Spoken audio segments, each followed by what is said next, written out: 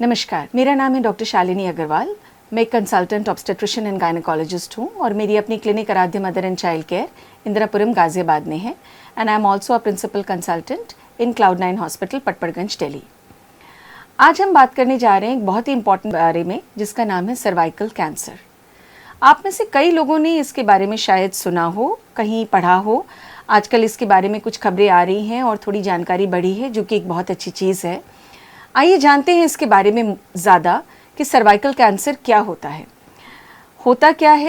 कैसे होता है, क्यों होता है और इवन मोर इम्पॉर्टेंट, सबसे ज़रूरी, इससे हम बच कैसे सकते हैं। बट इन सब विषयों के बारे में जानने से पहले सबसे पहले समझना ये ज़रूरी है कि सर्वाइकल कैंसर यानी हम शरीर के किस हिस्से के कैंसर की बात कर रहे हैं। सर्विक्स जिसके कैंसर की बात कर रहे हैं वो होता क्या है। तो सर्विक्स एक छोटा सा ऑर्गन है जो कि हमारे शरीर में अंदरूनी भाग में यानी हमारी योनि के भी अंदर एक छुपा हुआ हिस्सा है जिसे हम सर्विक्स कहते हैं। ये एक्चुअली यूट्रस यानी कि बच्चेदानी के मुंह को सर्विक्स कहा जाता है, जो जब खुलता है तो बच्चे की डिलीवरी में सहायक होता है। इस हिस्से के कैंसर को सर्वाइकल कैंसर कहते हैं और इस हिस्से का कैंसर नंबर 2 है हमारे देश में औरतों में होने वाले कैंसर्स में। हर 7 से 8 मिनट में एक औरत की मृत्यु हमारे देश में सर्वाइकल कैंसर के बारे में होती है। इसलिए जानना बहुत ज़रूरी है कि हम अपने आप को इससे कैसे बचा सकते हैं। तो पहले जानते हैं कि ये सर्वाइकल कैंसर होता क्यों है और किसको हो सकता है। क्यों होता है इसका कारण है एक बहुत ही छोटा सा वायरस जिसका नाम है HPV या human papilloma virus. Human papilloma virus एक छोटा सा वायरस है जिसके बहुत तरीके के टाइप्स होते हैं।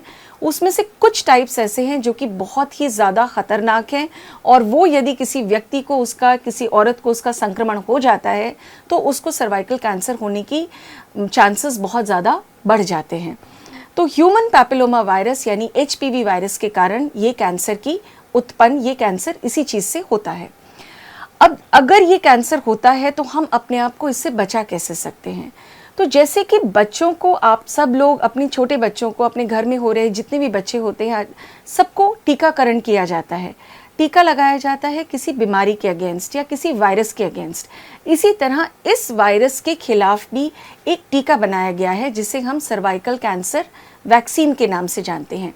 जैसे छोटे बच्चों को वैक्सीन या टीका देकर हम उनके अंदर रोगों से लड़ने की क्षमता को बढ़ा देते हैं, इसी प्रकार सर्वाइकल कैंसर का वैक्सीन देकर हम अपने अंदर इस रोग के कीटाणु से बढ़ने की क्षमता बढ़ा देते हैं और हमारे अंदर इससे बचने की इम्यूनिटी डेवलप हो जाती है और हम बहुत हद तक मोर देन 90% केसेस में इस कैंसर से सिर्फ इस टीके को लगाने के द्वारा बच सकते हैं। तो कब लगाया जाता है और किसको लगाया जाता है। हर किसी औरत को, कोई भी औरत इस सर्वाइकल कैंसर से इम्यून नहीं है, यानी कोई भी ऐसा नहीं है जो ये कह सकता हो कि मुझे ये कैंसर नहीं हो सकता। तो हर बच्ची को 9 साल की उम्र के बाद, 9 से 14 साल की उम्र जो है वो सबसे सही उम्र है इस टीके को लगाने की। 9 से 14 साल की लड़कियों को 2 टीके दिए जाते हैं जो कि इस कैंसर से बचाने में सहायक होते हैं। उस उम्र के बाद भी यदि आपको कभी अगर वैक्सीनेशन नहीं हुआ हो तो 45 साल यानी 45 इयर्स की एज तक हम ये वैक्सीन लगा सकते हैं। तो इस वैक्सीन को सिर्फ लाइफ टाइम में, पूरी ज़िंदगी में एक ही बार लगाया जाता है। 2 या 3 डोजेज़, यदि आप 14 साल के बाद लगवा रहे हैं तो इसकी 3 डोजेज़ हम लगाते हैं और ये वैक्सीन आपको ऑलमोस्ट 90% बचा सकती है इस कैंसर के होने से। तो ये तो हुई सबसे पहली बात कि हम अपना प्रोटेक्शन कैसे कर सकते हैं। और छोटी छोटी चीज़ें हैं जो हम अपनी लाइफस्टाइल में इंक्लूड कर सकते हैं जो हमें ये कैंसर होने से बचा सकती हैं। अच्छी डाइट में क्या आता है, फ्रूट्स, वेजिटेबल्स, सीड्स, ये अच्छे प्रकार के खाने, खूब प्रोटीन, अपनी इम्यूनिटी को स्ट्रांग रखना, ये तरीके होते हैं जो हमें और बीमारियों से और साथ में कैंसर होने से भी हमें बचा सकते हैं। दूसरा है अच्छी हाइजीन को मेंटेन करना, स्मोकिंग नहीं करना। स्मोकिंग आजकल थोड़ी कॉमन होती चली जा रही है, कई लोग स्मोक करते हैं, परंतु लड़कियों की स्मोकिंग का असर उनके कैंसर होने की क्षमता पर भी पड़ता है और उनको कैंसर होने के चांसेस बढ़ जाते हैं। आपस में संबंध के दौरान हमेशा कॉन्डोम्स का प्रयोग करना। तो ये कुछ चीज़ें ऐसी हैं जिससे भी हम अपने आप को बचा सकते हैं। लेकिन हम ये सारी चीज़ें कर लें तब भी क्या हम बच जाएंगे, ऐसा नहीं है। वैक्सीन लगाना हमारे लिए तब भी ज़रूरी होता है। अब जैसा मैंने आपको बताया कि हम लगभग 90% बच सकते हैं वैक्सीन लगाने से, तो बाकी 10% का क्या?